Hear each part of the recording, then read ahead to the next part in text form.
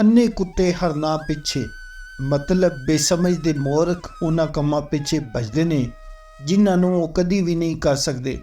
ਉਹਨਾਂ ਲੋਕਾਂ ਬਾਰੇ ਇਹ ਅਖਾਣ ਆਖਿਆ ਜਾਂਦਾ ਹੈ ਜਿਹੜੇ ਬੇਹੁਨਰ ਹੋਣ ਪਰ ਵੱਡੀਆਂ ਵੱਡੀਆਂ ਚੀਜ਼ਾਂ ਦੇ ਪਿੱਛੇ ਦੌੜਦੇ ਰਹਿਣ।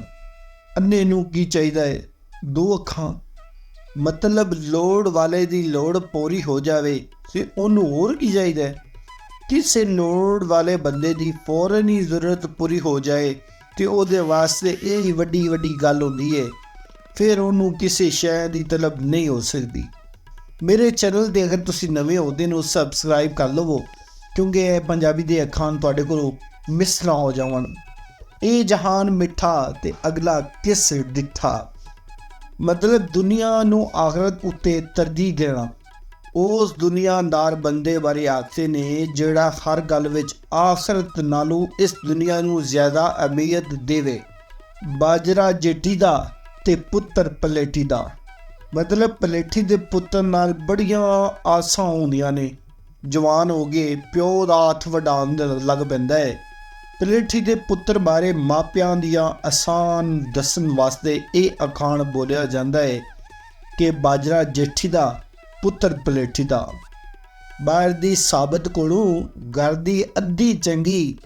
ਮਤਲਬ ਇਹ ਕਿ ਦੂਰ ਪ੍ਰਦੇਸ਼ ਵਿੱਚੋਂ ਲੱਭਣ ਵਾਲੀ ਬਹੁਤੀ ਕਮਾਈ ਨਾਲੋਂ ਘਰ ਬਹਿ ਕੇ ਥੋੜ੍ਹੀ ਮਿਲ ਜਾਏ ਤੇ ਗਨੀਮਤ ਹੁੰਦੀ ਹੈ।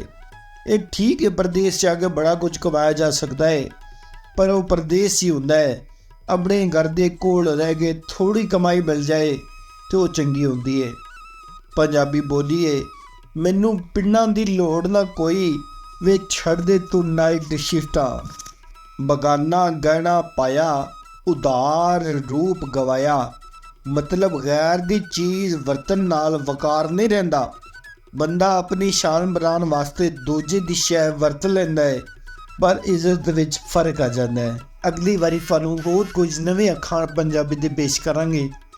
ਮੇਰੇ ਚੈਨਲ 'ਤੇ ਅਗਰ ਤੁਸੀਂ ਜੁੜੇ ਹੋ ਤੇ ਤੁਹਾਨੂੰ ਐਵੇਂ ਦੀਆਂ ਅਖਾਣ ਪੰਜਾਬੀ ਦੀ ਸ਼ਾਇਰੀ, ਪੰਜਾਬੀ ਦੇ ਇਸ਼ਾਰਿਆਂ ਦੀਆਂ ਗੱਲਾਂ ਬਾਤਾਂ, ਪੰਜਾਬੀ ਦੀਆਂ ਮਜ਼ਾਹੀਆ ਨਜ਼ਮਾਂ ਤੇ ਤੁਹਾਨੂੰ ਹਸਾਉਂਦਾ ਖਿਲਾਉਂਦਾ ਤੇ ਬੜਾ ਕੁਝ ਹੋਰ ਇਸ ਚੈਨਲ ਤੋਂ ਤੁਹਾਨੂੰ ਲੱਭੇਗਾ।